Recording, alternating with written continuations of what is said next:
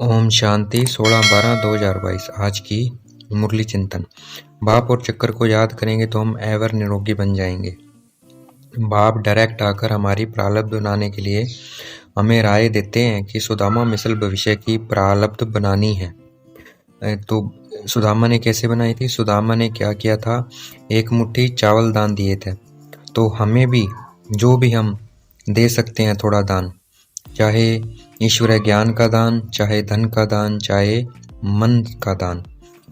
ईश्वर ज्ञान का दान, किसी को थोड़ा बहुत ज्ञान देना ईश्वरीय।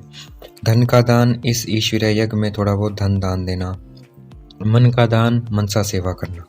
तो ये हमें सुदामा मिसल विषय की प्रारब्ध बनाने के लिए ये दान देने हैं, थोड़ा दान देना है, करना है।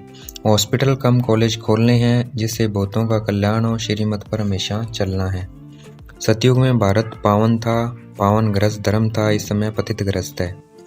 5000 वर्ष पहले भारत में लक्ष्मी नारायण का राज्य था, उनको पावन राज्य कहा जाता था। नर और नारी दोनों पावन थे।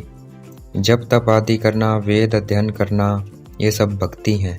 इससे परमात्मा को प्राप्त नहीं किया जा सकता है। ये सब waste of time, waste of energy है। द्वापर से जब भक्ति शुरू होती है तो सबसे पहले अव्यभिचारी भक्ति होती है। अव्यभिचारी भक्ति अर्थात सिर्फ हम एक शिव बाबा की भक्ति करते हैं। फिर जैसे जैसे नीचे उतरते जाते हैं तो फिर हम शिव बाबा के साथ देवताओं की भक्ति शुरू कर देते हैं। उसे व्यभिचारी भक्ति कहते हैं। शिव शंकर भगवान नहीं है, भगवान सिर्फ एक शिव बाबा है। शिव बाबा साधारण तन में प्रवेश करके आते हैं, किसी बैल आदि में नहीं आते हैं। हम ब्रह्मा मुख वंशावली ब्राह्मण हैं। भाग्यशाली रथ ब्रह्मा बाबा है, क्योंकि सबसे पहले परमात्मा का ज्ञान ये सुनते हैं। मूल वतन सूक्ष्म वतन में सतयुग त्रेता नहीं होते हैं। आधा कल्प ज्ञान सतयुग त्रेता है, आधा कल्प भक्ति द्वापर कलयुग है। सतयुग में हमारे 8 जन्म होते हैं और त्रेता में 12 जन्म होते हैं। परमात्मा बाप सिर्फ ब्रह्मा मुख वंशावली बच्चों को मिलते हैं और पढ़ाते हैं।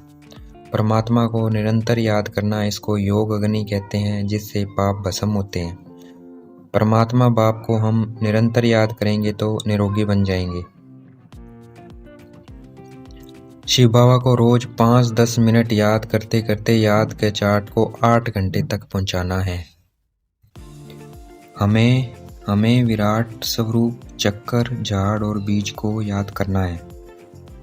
आज की मुरली का वरदान। दिव्य बुद्धि द्वारा त्रिकालदर्शी स्थिति का अनुभव करने वाले सफलता मूर्त भव। दिव्य बुद्धि अर्थात ईश्वरीय ज्ञान। ईश्वरीय ज्ञान से हमें त्रिकालदर्शी स्थिति अर्थात हर बात का पास्ट, फ्यूचर और प्रेजेंट जानकर हमें वो बात करनी है। तो स्थिति का अनुभव करने वाले ही सफलता मूर्त है।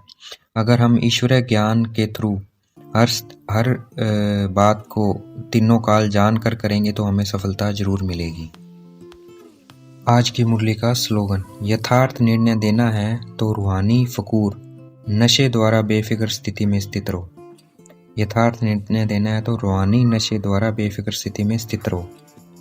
अर्थात जितना हम आत्मिक नशे में रहेंगे उस द्वारा क्या होगा, हम बेफिक्र आत्मिक नशे में हम बेफिक्र स्थिति में रहेंगे, और जितना हम बेफिक्र स्थिति में रहेंगे उतना जो हम डिसीजन लेंगे वो एक्यूरेट होगा।